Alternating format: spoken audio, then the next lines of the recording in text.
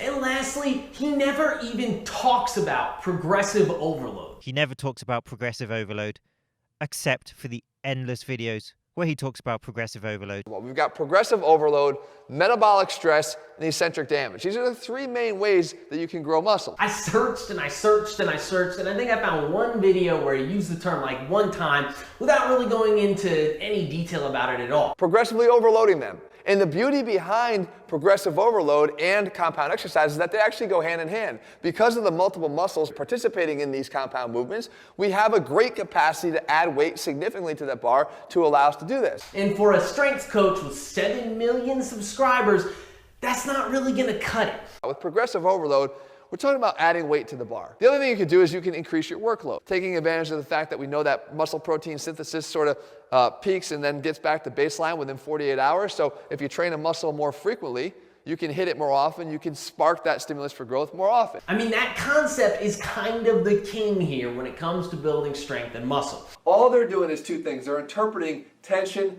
and overload.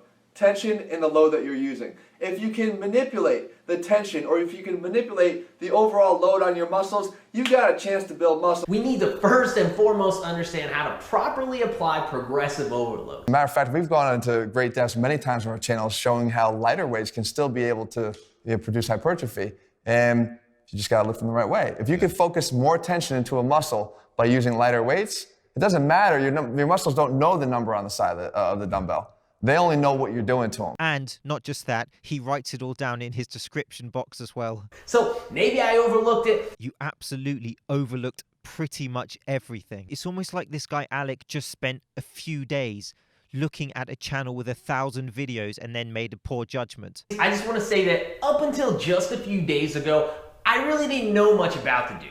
Your few days of research have clearly failed you. I am the one who knocks. And so recently a channel made a video critiquing Athlean-X, which is completely fine. We're allowed to critique fitness channels. After all, I do it.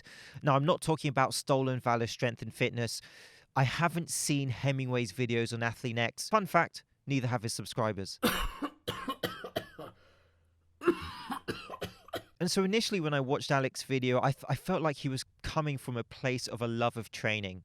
However, I have watched it several times, and it's just a severely flawed video with clear bias, misleading statements, misrepresentation, and Jeff's clips taken out of context with the specific goals of exercises conveniently left out of Alex's video. And then he even thinks it's a good idea to swap out chin-ups for one-arm cable pull-downs. Another great compound movement, the weighted chin-up, and allow us to actually get a decompressive effect when paired up together with this. In the small clips which are cherry-picked by Alec, cherry-picked clips with no context, Jeff is not saying these exercises are optimal or better. They are variations, they are different exercises that Jeff has chosen for his specific athlete, for a specific goal and a specific need on that day. So all my weight's in the front, so I'm gonna drop back, twist, and pull in. Big stretch on the lat there. I just let this other arm kind of work in concert with this one. Okay. If this one's coming back, this one usually comes forward. That's how we walk, right? Yeah. Or run. The pull down with one arm is gonna hit the core harder than a chin-up. Oh, how convenient. I just let this other arm kind of work in concert with this one. Okay. If this one's coming back, this one usually comes forward. That's how we walk, right? Yeah. Or run. But a chin-up is one of the best core exercises that I know. A weighted chin-up, right? We're gonna do that compressive, decompressive effect. As we do that, we do a 2-minute rest after the first set. We go over and perform the weighted chin-up. Here, I'm trying to go on the heavier side. So for me, I'm looking for about 4 reps. Completely false statements that Jeff thinks that the cable row is better than a chin-up, and then Alec talks about how good chin-ups are. Jeff gives so many chin-up tutorials. 2 sets of a deadlift paired up with a weighted chin. 2 sets of a deadlift paired up with a bodyweight wide grip pull-up for a different purpose. And even in the Antonio Brown video that Alec supposedly watched and critiqued, Jeff coaches the weighted chin-up. And moving on, another gimmicky thing I noticed is something he has Antonio Brown, the NFL player, do, and that's these stupid catch and throw burpees. The pull down with one arm is gonna hit the core harder than a chin-up. If you're going to critique people, please don't use a straw man argument. please really look for the people who are misleading, many of which are called Vince. I couldn't find anything in the way of loaded jumping or explosive hip hinging like a kettlebell swing, a heavy kettlebell swing, or even just something like a resisted sprint. And he has a sled right there in his facility. You do the sled push, things that will actually work on power too. Why the heck are you holding that shovel? And the answer is, I need this shovel because today I'm preparing to dig my own grave. In terms of Alec, I haven't seen his other content. And what I'm not going to do is what Alec did and just spend a few days looking at a few videos from Alec's content and making a judgment on him. I'm not going to do a disservice to Alec in the way that he's done a disservice to Jeff by just spending a few days judging and critiquing a channel with 1,000 videos. So he's clearly a fan of combining exercises, right? Which has always been one of my biggest pet peeves.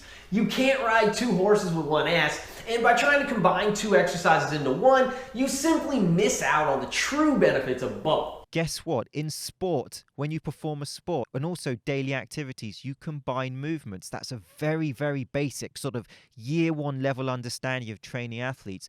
Athletes in their sports perform multiple movements concurrently. Just to make a generic, narrow statement that training movements means you're not getting the best bang for your buck, that's silly. Of course, you absolutely can use your push presses, your bench press, your deadlifts, but absolutely, if you are training athletes, it is highly useful and beneficial to train multiple movements for coordination, etc.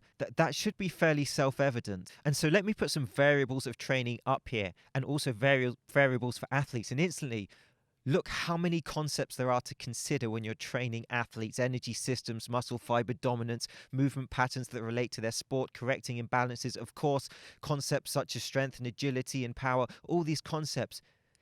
Do you really believe that an elite coach like Jeff Cavaliere can simply take just a few compound lifts to encompass all of these concepts? And also, it's important to note that there are many different types of strength. There are many different types of applicable strength. To specifically to athletic performance, strength is not just powerlifting. Strength is not just improving your bench numbers or your squat numbers. I've touched on the strength-speed continuum and the force-velocity curve several times on my channel at this point, and especially how covering all the points along that continuum is super important for building overall power. Now, Alec incorrectly says you need to use all of these to develop power. You absolutely do not. First of all, if you're training an athlete, you have a finite amount of time. Each of these 6 methods and their derivatives, and so Alex uses a very simplified continuum with only 5 points. No big deal, but in actual fact, a more technical and in-depth continuum would look a bit something like this, where you don't just use generic terms such as strength or speed. You break it down more specifically. Have their place in sports training, but that doesn't mean that they should all be used at the same time by all athletes.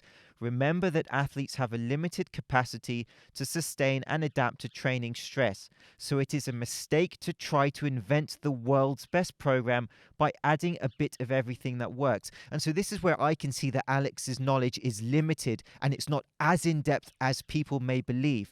Covering all the points along that continuum is super important for building overall power. It simply cannot adapt to so much stimulus. If you're training for power, no, you do not choose exercises for every single part of the spectrum. You have to be selective. You have to be selective in relation to your specific athlete and their needs.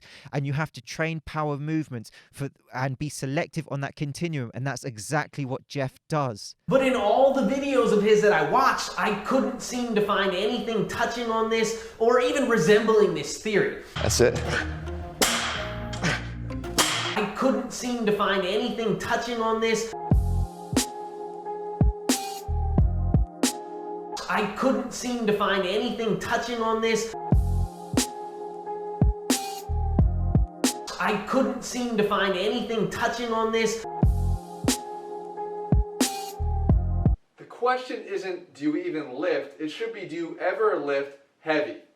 If the answer to that is no, I'm going to try to give you 5 reasons why you should start beginning today. I couldn't seem to find anything touching on this. Today we're going to talk about the bench press, classic exercise. We're talking deadlift today, one of the best exercises you can do. Wrapping up our series here on the big 3, we're going deadlift here. Today, we're talking about the big three. Now again, how much time you spend on exercises in different parts of the spectrum depends on the person. Use barbells. He's very overly reliant on dumbbells and other implements like the landmine. Way, it's not enough to just simply perform the exercises we know are supposed to be the big ones, the big compound lifts, and kind of bastardizing them along the way in the pursuit of numbers alone. Pursuing numbers alone will almost always leave behind cracks in the foundation of those exercises that you're going to have a hard time repairing. Then we move on to his actual strength training advice, and well, sadly, it really leaves a lot to be desired. And just because you're looking at different types of training people does not mean that it doesn't incorporate certain physiological aspects of strength. As you build on that, you build what I call compensatory strength on the top of a weak foundation. What we want to do is build true strength along the way. He seems to almost never use barbells. He's very overly reliant on dumbbells and other implements like the landmine. We know that if we're going to do something, let's say pressing, we got to press.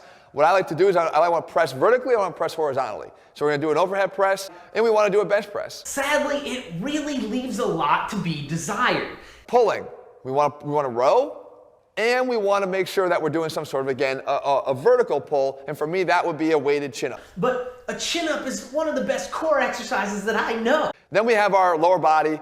It couldn't get any more simple here, guys, squats and deadlifts. Sadly, it really leaves a lot to be desired. So let me be clear. If you are training athletes like Jeff, elite athletes also, you cannot get away with using a narrow range of compound lifts to meet the specific needs of all your athletes. That would be negligent. And for example, those needs would be with athletes, the ability to apply force quickly, working on concepts such as a stretch shortening cycle, which Jeff absolutely does, working on power, which Jeff absolutely does, training energy systems, which Jeff absolutely does. And if you're like me and you've seen his videos over many years, there are multiple videos, hundreds and hundreds of videos showing all of these concepts in his training. And so I do have a bias because after years and years of watching Athlean-X, I believe that it's an exceptional channel. Now, what Alec conveniently does is he just shows quick clips of exercises which may look funky without context. He never shows you the description of the exercises or Jeff explaining why they're doing the exercises. And that's these stupid catch and throw burpees, where he has them throw an exercise ball against a wall, drop down into a burpee, and then pop up and catch the ball as it's bouncing back to him. And again, this is just a gimmick. There's a lot of elements to being a successful wideout. You need to be strong, because people think it's just a speed position. Yeah, it's speed plus it's a very physical position too. Today what we're going to do is we're going through a push-pull leg combo. We're training movements here and not just muscles, right? We got things that like to move together. Functional. And we're going to do it again through this sort of column approach of heavy stuff, control stuff, and explosive stuff. Again, just because there's an absence of perhaps a heavy compound traditional lift does not make this wrong. That is ridiculous. But you know what? If we show this clip with no context, of course you mislead people into thinking it's a gimmick. And also by just showing this exercise and not others, again, you're not showing the context of the workout. You're not showing the range and the structure of the full workout. You're not showing Jeff's explanation in written form and in verbal form of why he's chosen these exercises. And so in the burpee, he's focusing on speed. The goal of this exercise is speed. It's flash over substance. This doesn't do anything for Antonio. Yes, it's not a power clean. Yes, it's not a heavy push press.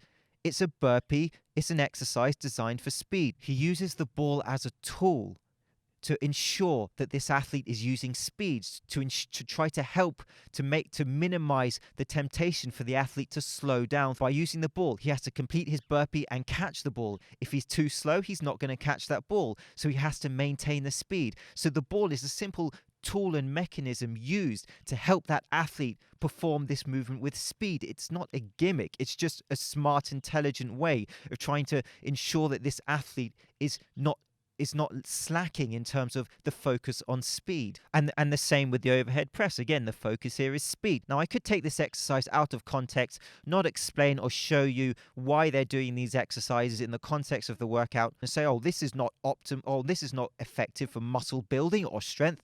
Oh, wait, Alec does that. He uses timed circuits with ultralight weights, which doesn't make much sense. The last and most athletic of the circuit is the burpee ball pass. Here you are looking for total body quickness and agility.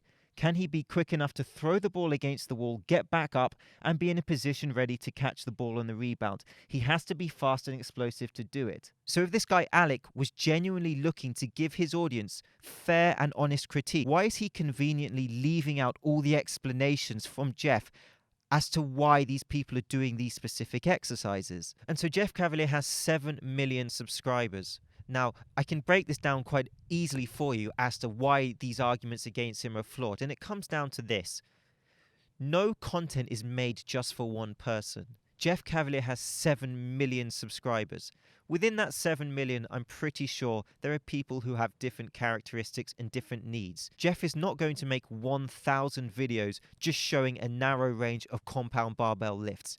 No offense, Hemingway. And what people like Alec will do is they'll take one video, and in this video, he's not using a heavy deadlift or a heavy bench press, and therefore he's not a strength coach. But what these people like Alec try to do is they try to drive a wedge between people, create this tribalism.